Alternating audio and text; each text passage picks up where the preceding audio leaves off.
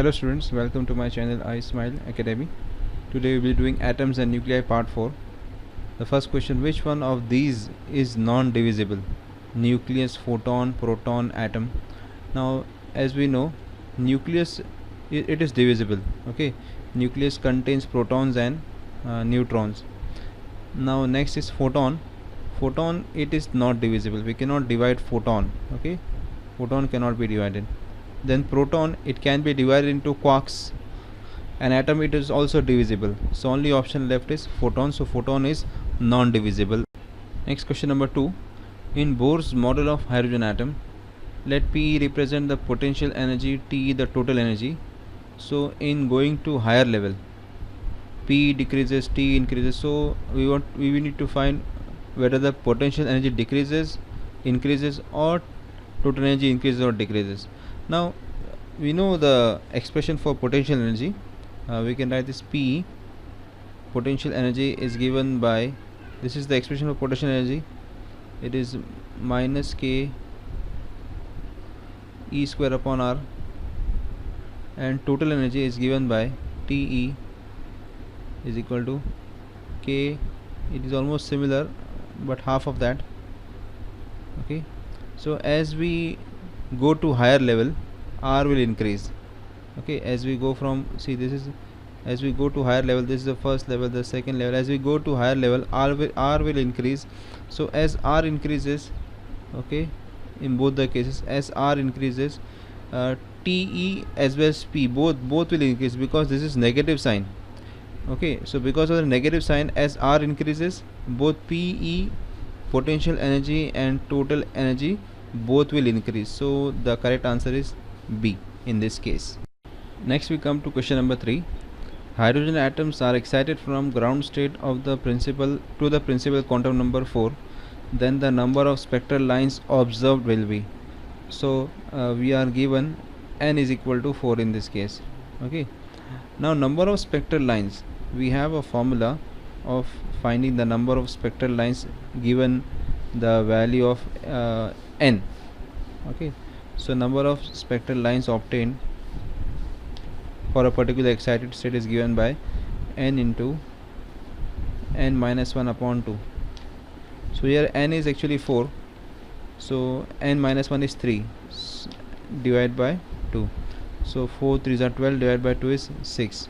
So the number of spectral lines observed will be 6 for this case. Next we come to question number 4. When hydrogen atom is in its first excited level, its radius is dash times its ground state radius. So first level, let us take, for first level we can take n equal to 1. For second state, the first excited state, n is equal to 2. So we write this n1 and n2. Now for hydrogen atom, we have this R is proportional to n square. Okay, so what we have is R is equal to K times n square. Okay, so for R1 radius, the first orbit, we have which is equal to K into 1 square, which is of course 1. So we have R1 equal to K. Then R2, for R2 we have K into n is in this case 2, so 2 square. So we have K into 4 or 4K. Now if we compare the radius of because here it is given its radius in its first, its radius in times its ground radius, so R2, we have to compare this R2 upon R1. Okay, so R2 is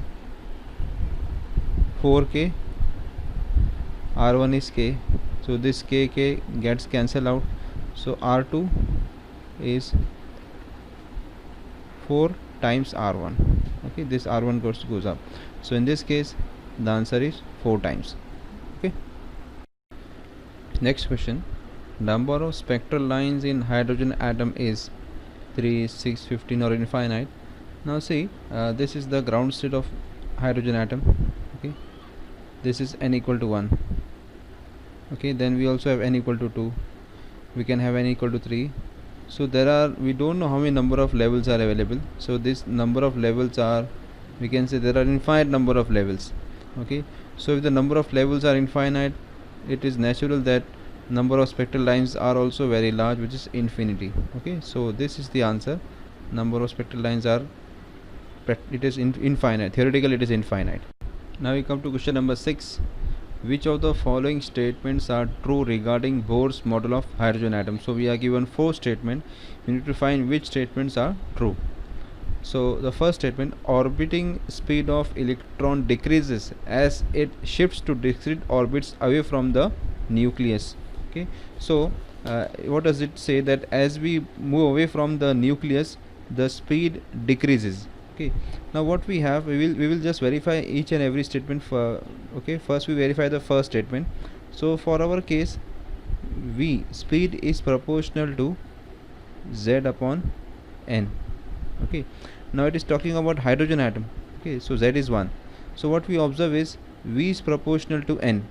Okay, inversely proportional. So as n increases, v decreases. Okay, so the first statement, orbiting speed of electron decreases as it shifts to discrete orbits away from the nucleus, this is correct statement. Okay, this is correct one.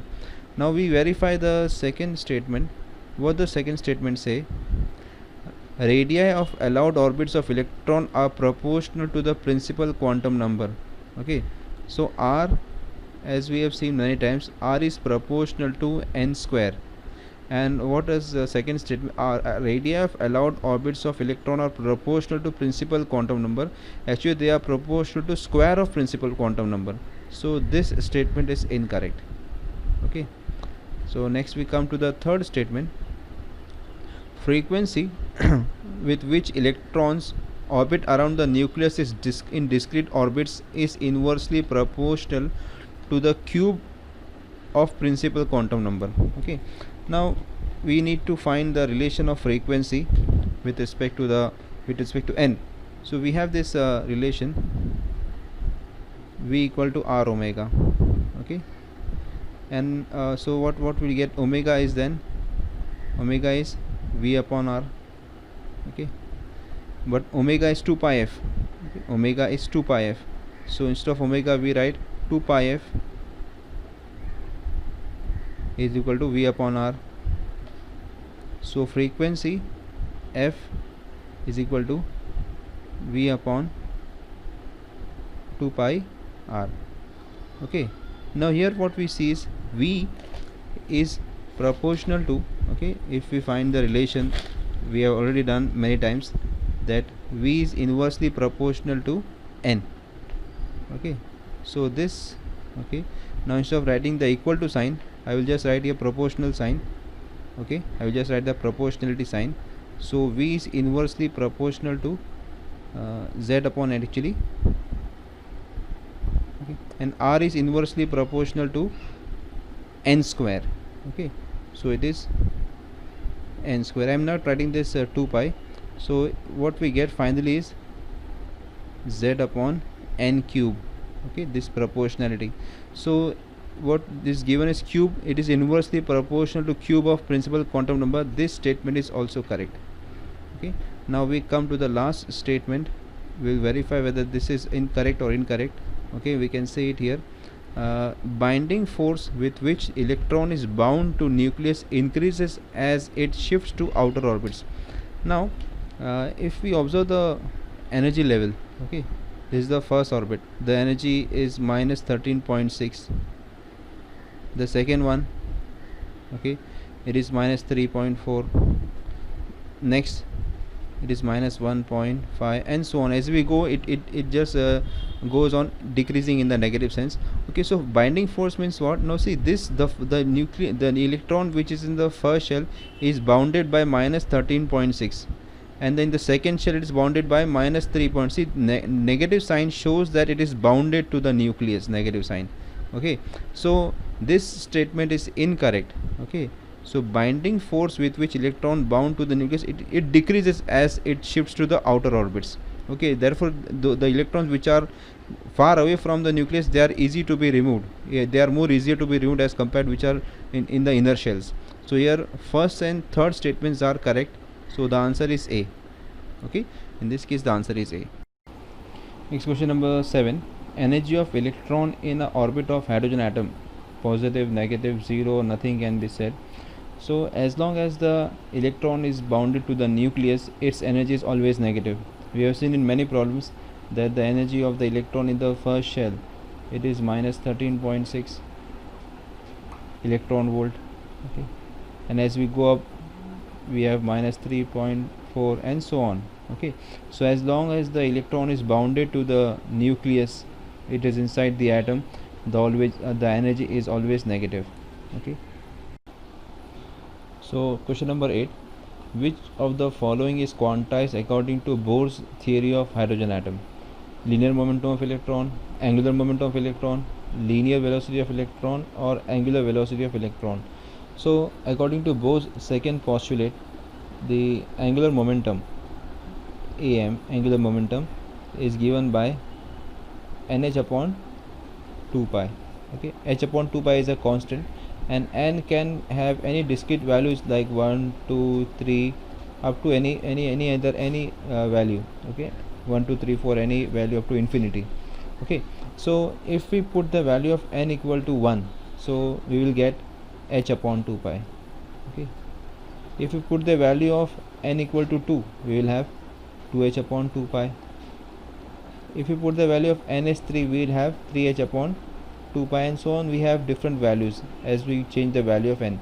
So between this value and this value, there is no other value.